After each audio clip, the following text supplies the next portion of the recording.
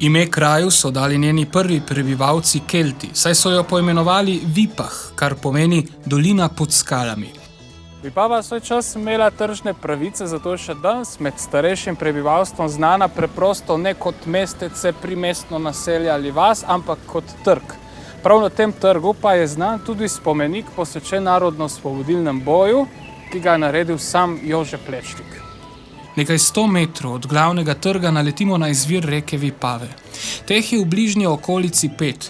Reka Vipava slovi po tem, da kot edina evropska reka izvira v obliki delte.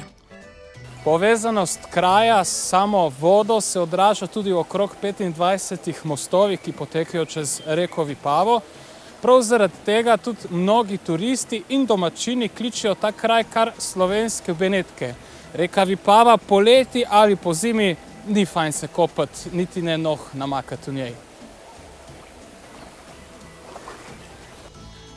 Turistična vodička Iris me vodi v grajski park pred dvorec Lantieri. Obdajajo ga številni baročni kipi dečkov, imenovani puti, ki v rokah držijo različne rekvizite, značilne za te kraje.